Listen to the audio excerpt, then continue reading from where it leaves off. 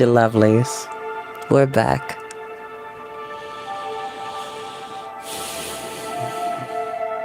I have had a very interesting 2 days. And thank God I have amazing friends and some family. And I mean that, who do look out for me and check in and see about me. We're back. Storytime with Chris, after dark. As I will continue to say in perpetuity, if you are not 18 years and older, you should not be watching this video. This video is specifically for my adult fans of Storytime with Chris. And as I always say, you don't have to watch these videos when they go live. You're more than welcome to watch them in your downtime, nap time, max relax and chillaxing time, in between time, mean time, scheme time, study time, break time, CP time, any time that you want to hear a highly animated voice with the wonderful stories full of magic, fantasy, adventure, science fiction, and many, many more in between. Hey, y'all. We're back with Wicked, which I'm going to just tell y'all right now, and I'm probably going to talk about it again at some point. Me and my youngest brother, first of all, shout out to my youngest brother, Kyle. I love him. Kyle, if you ever see this, I love you very much, my Kal-El. I love you very much, my Superman. That's my little brother. I call him my little big brother because he's way taller than me. So yes, he is the little big brother. But Wicked is one of his favorite Broadway musicals. It's one of my favorites too. I'm a fan of the books and the movie. I love the Broadway musical, don't get me wrong. But what resonated with me more, besides the incredible music of the musical and the film adaptation, is the story. This very complex, well-threaded, well-paced bandwidth of emotional depth that is rampant through this novel. And that's just the first book. There are 3 other books after this: Son of a Witch, Lion Among Men, and Out of Oz. Right now, I'm listening to the audiobook Out of Oz, so I went ahead. When Wicked came out, I saw it the Thursday night of opening weekend. Then I saw it by myself on Saturday. And then I think it was that Monday. Yes, it was a Monday. It was a Monday evening. I took my friend Emma and her partner to see it, and then I took my best friend to see it in Cincinnati. It was just great. There's something about the complexity and beauty of what is good and what is evil. If you ask 100 people what their definition of good and evil is, you will get 100 different answers. And what I will tell you is this: when part 2 of Wicked comes out this Thanksgiving this year, you need to walk in that theater knowing that you're about to get your heart broken. That's all I'm going to tell you. I'm not going to tell you nothing else. Obviously, you're going to find out more details as we read this book. But just know that you're going to walk in that theater heartbroken. If you know the Wizard of Oz movie, if you've read The Wonderful Wizard of Oz, shout out to anybody who's actually read the book. Hi, honey. Thank you for watching. I'm about to start in a little bit.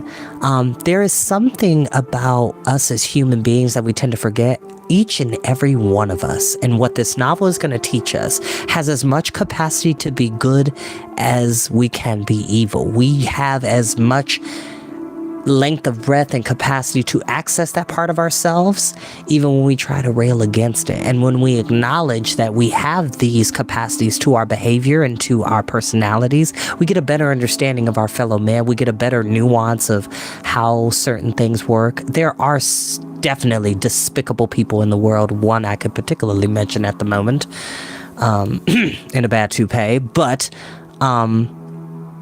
it is so interesting to see how life can bring about the worst in people and can bring about the good in others. What you'll see through Elphaba and Glinda's journey together is that sometimes life pulls you into certain directions, and either you can ride the wave or you can crash under. And that just happens. And it is the reality of the situation. And what I tend to find to be really interesting is that when one has the ability to self-examine and see their behavior and can look at it at face value, nobody can tell you who you are. And that's why we're going to go ahead and get started. Alrighty. Okay.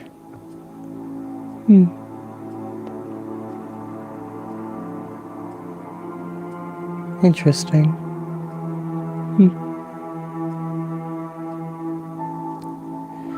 All right.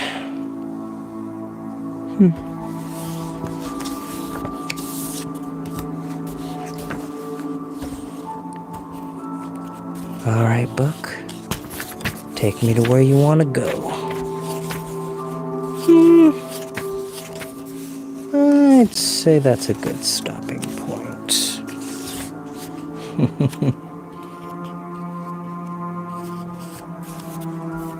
There we go. Darkness abroad. Every second or third day, Nanny took Elphaba by the hand and waddled the shadowy road to Rush Margins. There, Elphaba mingled with the greasy children under the eyes of sullen Gwinnett. Frex had moved out again. He was scaring miserable hamlets with his frenzied beard and his collected opinions on faith, gone for 8-10 days at a time. Melina practiced piano arpeggios on a tuneless mock keyboard Frex had carved for her to perfect scale. Turtleheart seemed to wilt and parch as autumn came on. Their afternoons of dalliance began to lose the heat of urgency developed in warmth. Melina had always appreciated the attentions of Frex and been attentive to him, but somehow his body had not been as supple as Turtleheart's. She drifted off to sleep with Turtleheart's mouth on one of her nipples and hands, his big hands roaming like sentient pets. She imagined that Turtleheart divided his body when his eyes closed. His mouth roamed, his cock rose and nudged and leaned. His breath was somewhere other than his mouth, hissing elegantly into her ear wordlessly. His arms were like stirrups. Still, she didn't know him, not the way she knew Frex. She could not see through him as she could most people. She put this down to his majestic bearing, but Nanny, ever watchful, remarked one evening that it was just his way or the ways of a quadling, and Melina had never even acknowledged that he came from a different culture than she did. Culture? What's culture? Melina said lazily. People are people. Don't you remember your nursery rhymes? Nanny put herself aside her sewing and recited. Boys study, girls know. That's the way that lessons go. Boys learn, girls forget. That's the way of lessons yet. Gillicanese are sharp as knives. Much Galanders lead corny lives. Gillikans beat their ugly wives. Winky swarm in stinky hives. But the quadlings, oh, the quadlings, slimy, stupid, cursed godlings, eat their young and bury their old a day before their bodies get cold. Give me an apple, and I'll say it again. What do you know of him? Nanny said. Is he married? Why did he leave Lower Slime Pit, or wherever he comes from? Naturally, it's not my place to ask such personal questions. Since when did you know your place or keep it either? When Nanny leaves her place, believe me, you'll know, said Nanny. One evening in early autumn, for fun, they built up a fire in the yard. Frex was home and good-humored, and Nanny was thinking of heading back to Colwyn Grounds, which made Melina good-humored too. Turtleheart put together a good supper, a distasteful goulash of small, sour new apples and cheese and bacon. Sounds okay. Frex was feeling expansive. The effect of that blastic tick-tock contrivance, the clock of the time dragon, had been wearing off at last. Thank the unnamed god and the graceless poor had been turning out to hear Frex hurrah in them. A 2-week mission at 3 dead trees had been a success. Frex had been rewarded with a small wallet of brass coins and barter tokens, and the glow of devotion or even lust on the face of more than one penitent. Perhaps our time here is limited, said Frex, sighing with contentment and clasping his arms behind his head. The typical male response to happiness, thought Melina, to predict its demise. Her husband went on. Perhaps the road from Rush Margins leads us on to higher things, Melina, grander stations in life. Oh, please, she said. My family rose from humble beginnings for 9 generations to produce me with my ankles in the mud out here in the middle of nowhere. I don't believe in such things. I mean the lofty ambitions of the spirit. I don't mean to storm the Emerald City and become personal confessor to the Ozma Regent. Why not put yourself forward to be confessor to Ozma Tipitarius? Nanny asked. She could see herself rising in courtly Emerald City society if Frex had such a position. So what if the royal baby is only, 2 years old? 3? So we have government by a male regent again. It's only for a limited engagement, like most male encounters. You're young still. She'll grow up. You'll be well placed to influence policy. I don't care about ministering to anyone in court, not even Ozma the fanatically devout. Frex lit a swallowwood pipe. My mission is to the downtrodden and the humble. Goodness should to travel to Quadling Country, said Turtleheart. Downtrodden there.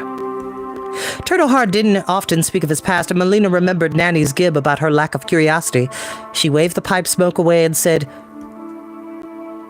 Why did you leave Ovals anyway? Horrors, he said. Elphaba, who had been hoping for ants to crawl across the grinding stone so that she could mash them with a rock, looked up across the shallow basin of the stone. The others waited for Turtleheart to go on. Melina's heart lifted uneasily. She had a sudden premonition of things changing right here this very evening, this most splendid, gentle evening, things going awry just when they had managed to settle down. What sort of horrors? Said Frex. I feel a chill. I'll get a shawl, said Melina. Or minister to Pastorius, the Ozma regent. Why not, Frex? Nanny said. I'm sure with Melina's family connections you could twist an invitation. Horrors, said Elphaba. It was her first word. It was greeted with silence. Even the moon, a lambent bowl among the trees, seemed to pause. Horrors? Elphaba said again, looking around. Though her mouth was serious, her eyes glowed. She had realized her own accomplishment. She was nearly 2 years old. The big, sharp teeth in her mouth could not keep her words locked inside her anymore. Horrors, she tried in a whisper. Horrors. Come to Nanny, darling. Come sit on my lap and hush for a moment. She obeyed, but sat forward, apart from Nanny's cushiony bosom allowing Nanny's arms to ring around her waist, but no contact more than that. She stared at Turtleheart and waited. And Turtleheart said in an awed voice, Turtleheart is thinking the child to speak for the first time. Yes, said Frex, exhaling a ring of smoke, and she's asking about the horrors, unless you don't care to tell us. Turtleheart to say little. Turtleheart to work in glass, and to leave words for the goodness, and the lady, and the nanny. And now for the girl. Say a little, though, since you brought it up. Melina shivered. She hadn't gone for the shawl. She could not move. She was heavy as stone. Workers from the Emerald City and other places, they to come to Quadling Country. They look to taste and sample the air, the water, the soil. They to plan the highway, Quadlings to know this is wasted time and wasted effort. They do not listen to Quadling voices. Quadlings aren't road engineers, I suspect, said Frex evenly. The country is delicate, said Turtleheart. In ovals, the houses to float between trees, crops to grow on small platforms hooked by ropes, boys to dive in shallow water for vegetable pearls, too many trees, and there is not enough light for crops and health. Too few trees in the water rises and roots of plants floating on top cannot to stretch to soil. Quadling Country is poor country but beauty rich, it only to support life by careful planning and cooperation. So, resistance to the yellow brick road is only part of the story. Quadlings cannot to convince road builders who want to build up ditches of mud and stone and to cut Quadling Country in pieces. Quadlings to argue and to pray and to testify and cannot to win with words. Frex held his pipe in his 2 hands and watched Turtleheart speak. Frex was drawn to him. Frex was always drawn to intensity. Quadlings consider to fight, said Turtleheart, because they think this is only the start. When the builders to test soil and to sift water, they to learn of things Quadlings are smart forever, but Quadlings to keep still. Things you know? Turtleheart to speak of rubies, he said with a great sigh. Rubies under the water, red as pigeon blood, which is a type of ruby. Engineers to say, red conundrum and bands of crystalline limestone under swamp. Quadlings to say, the blood of Oz. Like the red glass you make, said Melina. Ruby glass to come by adding gold chloride, said Turtleheart, but Quadling country to sit atop real deposits of real rubies, and the news is sure to go to the Emerald City with the builders. What to follow is horror upon horror. How do you know? Snapped Melina. To look in glass, said Turtleheart, pointing to the round doll he made as a toy for Elphaba, is to see the future in blood, in rubies. I don't believe in seeing the future. That smacks of the pleasure fate, said Frex fiercely. The fatalism of the time dragon. No, the unnamed god has an unnamed history for us, and prophecy is merely guesswork and fear. Fear and guesswork is enough to make Turtleheart to leave Quadling country then, said the Quadling glassblower without apology. Quadlings do not to call their religion a pleasure faith, but they to listen to signs and to watch for messages. As the water to run with rubies, it will run with the blood of Quadlings. Nonsense, Frex fussed, read himself. They need a good talking to. Perhaps isn't Pastorius a simpleton, said Melina, who alone of them could claim an informed opinion on the royal house. What will he do until Ozma's of age but ride the hunt and eat Munchkinlander pastries and screw the odd housemaid on the side? The danger is a foreigner, said Turtleheart, not a homegrown king or queen. The old women and the shamans and the dying, they to see a stranger king, cruel and mighty. What is the Ozma region doing, planting roadworks into that godforsaken mire anyway? Melina asked. Progress, said Frex, same as the yellow brick road through Munchkinland. Progress and control. The movement of troops, the regularizations of taxes, military protection. Protection from whom? Said Melina. Ah, said Frex, always the important question. Ah, said Turtleheart almost in a whisper. So where are you going? Said Frex. Not that you need leave here, of course. Melina loves having you around. We all do. Horrors, said Elphaba. Hush now, said Nanny. Lady is kind and goodness is kind to Turtleheart, who did not mean to stay more than a day. Turtleheart was on his way to the Emerald City and to get lost. Turtleheart to hope to beg audience with Ozma. Ozma regent now, interjected Frex, and to plead mercy for Quadling country and to warn of brutal stranger. Horrors, said Elphaba, clapping her hands together in delight. The child to remind Turtleheart of his duties, he said. To talk of it brings duties back out of the pain of the past. Turtleheart to forget, but when words are to speak in the air, actions must to follow. Melina glared hatefully at Nanny, who had dropped the girl on the ground and began to busy herself with collecting the supper dishes. See what comes of prying and nosiness, Nanny? See? Just the disillusion of my own earthly happiness, that's all. Melina turned her face from her horrid child, who seemed to be smiling. Or was that wincing? She looked at her husband with despair. Do something, Frex.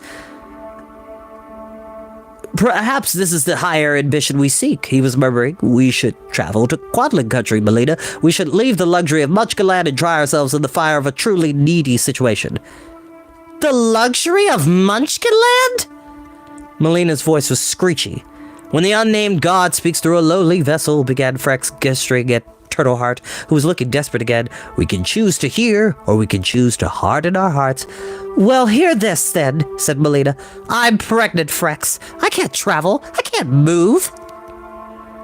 And with a new infant to watch as well as Elphaba to raise, it's too much to suggest tramping around Mudland. After the stillness had lost some of its steam, she continued. Well, I didn't intend to tell you like this. Congratulations, said Frex coldly. Horrors, said Elphaba to her mother. Horrors, horrors, horrors. That's enough thoughtless chatter for one night, said Nanny, taking charge. Melina, you will catch a chill sitting out here. Summer nights are turning colder again. Come inside and let's let that be that. But Frex got himself up and went to kiss his wife. It was not clear to anyone whether he suspected that Turtleheart was the father, nor was it clear to Melina which one, her husband or her lover, was the father. She didn't actually care. She just didn't want Turtleheart to leave, and she hated him fiercely for being suddenly riven with moral feeling for his miserable people. Frex and Turtleheart conversed in low voices that Melina could not make out. They sat by the fire with their heads low together, and Frex had his arm on Turtleheart's shaky shoulders. Nanny readied Elphaba for bed, left her outside with the men, and came to sit on Melina's bed with a glass of hot milk on a tray, and came to sit on Melina's bed with a glass of hot milk on a tray and a small bowl of medicinal capsules. It's because I read far too fast. Well, I knew that was coming, said Nanny calmly. Drink the milk, dear, and stop sniveling. You're behaving like a child again. How long have you known? 6 weeks, said Melina. I don't want milk, Nanny. I want my wine. You'll drink milk. No more wine till the baby's born. You want another disaster? Drinking wine doesn't change the skin color of embryos, said Melina. I may be adult, but I know that much about biology. It's bad for your frame of mind. Nothing more, nothing less. Drink the milk and swallow one of those capsules. What for? I did what I told you I'd do, said Nanny in a conspiratorial voice. Last fall, I poked around the lower quarter of our fair capital on your behalf. The young woman was suddenly engaged. Nanny, you didn't? How clever! Weren't you terrified? Of course I was, but Nanny loves you. How stupid you are. I found a store marked with the secret insignia of the alchemist's trade. She wrinkled her nose in recollection of the smell of rotting gingered cat piss. I sat down with the saucy-looking old biddy from Shiz, a crone named Yackle, and drank the tea and upended the cup so she could read the leaves. Yackle could barely see her own hand, much less read the future. A real professional, Melina said dryly. Your husband doesn't believe in predictions, so keep your voice down. Anyway, I explained about the greenness of your first child and the difficulty of knowing why it had happened. We don't want a recurrence, I said, so Yackle ground up some herbs and minerals and roasted it with the oil of Goomba and said some pagan prayers, and for all I know, she spitted it. I didn't watch too closely.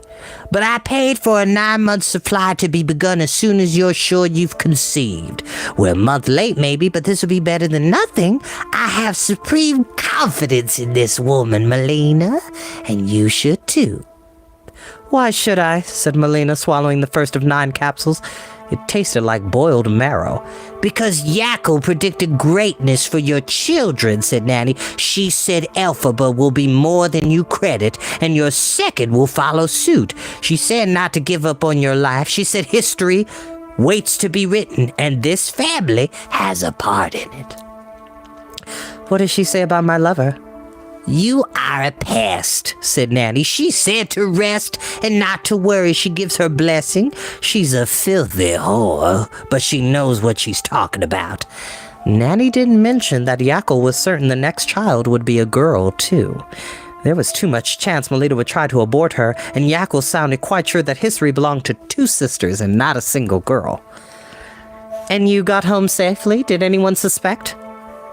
Who would suspect innocent old Nanny of trading in illegal substances in the lower quarter? Ha! Laughed Nanny. I do my knitting, and I mind my own business. But go to sleep, my love. Nix to the wine for the next few months and stay the course with this medicine, and we'll have for you and Frex a decent, healthy child, which will provide no end of recovery for your marriage. My marriage is perfectly fine, said Melina, snuggling down under the covers. The capsule had a kick, but she didn't want Nanny to know. As long as we don't go wading off into the muddy sunset. The sun sets in the west, not the south, said Nanny soothingly. It was a masterly stroke to bring up the pregnancy tonight, my dear. I wouldn't come to visit you if you were paddling off into Quadling country, by the way. I'm 50 years old this year, you know. There are some things Nanny is really too old to do. Well, maybe better go anywhere. and Melina began to fall asleep. Nanny, pleased with herself, glanced out the window again as she prepared to retire. Frex and Turtleheart were still deep in conversation. Nanny was sharper than she let on. She had seen Turtleheart's face when he was remembering the threat to his people. It had opened like a hen's egg, and the truth had fluttered and wobbled out of it just as naive as a yellow chick. And as fragile. No wonder Frex was sitting nearer to the beleaguered Quadling than Nanny thought was altogether decent. But there seemed no end of oddity to this family. "Send the girl in so I can put her down," She called from the window, partly to interrupt their intimacy. If you're catching the drift, there's something going on with Frex and Turtleheart. Pay attention. Pay attention. Lots of secrets this family has. Frex looked around. She's in, isn't she? Nanny glanced. The child was not given to hiding games, neither here nor with the brats in the village. "No, she isn't with you?" The men turned and looked.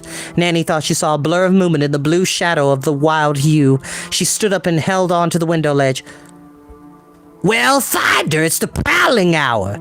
There's nothing here, Nanny. It's her overactive imagination, drawled Frex. But the men were up quickly and looking around. "Melina, dear, don't sleep yet. Do you know where Elphaba is? Did you see her wander off?" said Nanny. Melina struggled to lift herself to one elbow. She stared through her hair in her inebriation. "What are you on about?" she asked in a slur. "Who's wandering off?" "Elphaba," Nanny said. "Come on, you better get up. Where could she be? Where could she be?" She started to help Melina up, but it was happening too slowly, and Nanny's heart was beginning to beat fast. She fixed Melina's hands to the bedpost, saying, "Now come on, Melina, this is not good." And she reached for her blackthorn staff. "Who?" said Melina. "Who's lost?"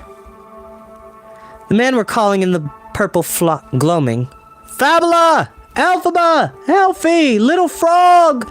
They circled out away from the yard, away from the dying embers of the dinner fire, peering and hinting at the lower branches of bushes. "Little snake! Lizard girl! Where are you?" "It's the thing. The thing has come down from the hills, whatever it is," cried Nanny. "There's no such thing, you old fool," said Frex, but he leapt more and more vigorously from rock to rock behind the lodge, smacking branches aside. Turtleheart stood still, his hands out to the sky as if trying to receive the faint light of the first stars into his palms.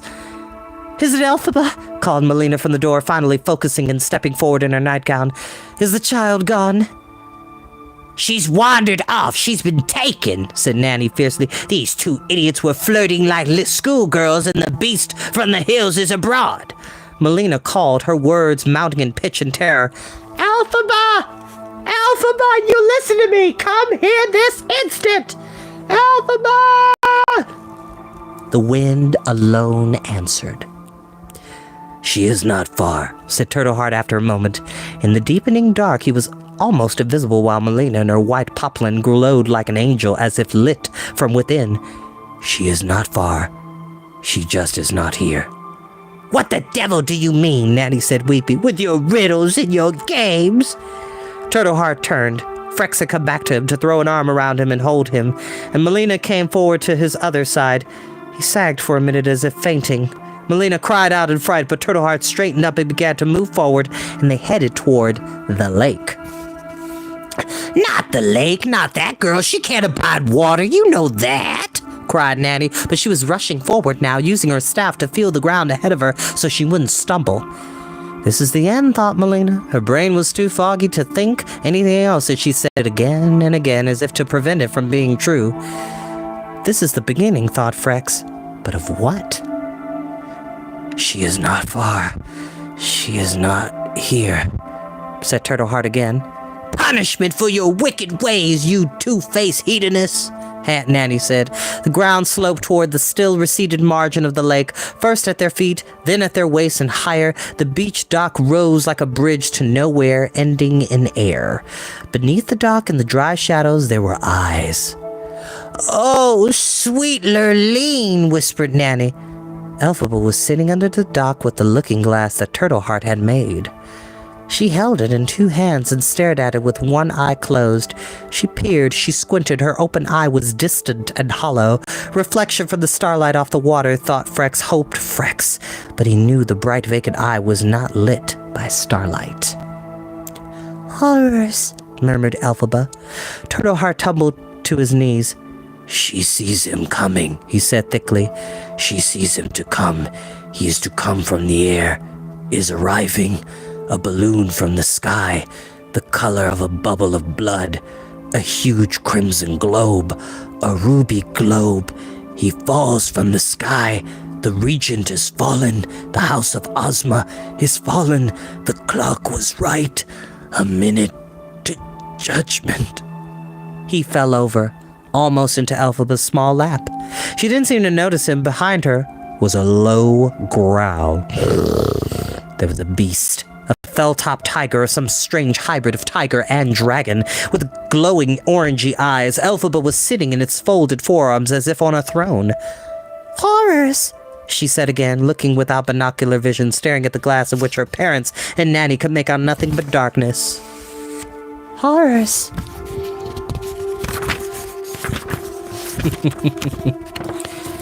And that is where we will end for tonight. I hope you all enjoyed this reading. Love you all so very much. And as always, I'll see you next time. Bye-bye, y'all. Be blessed.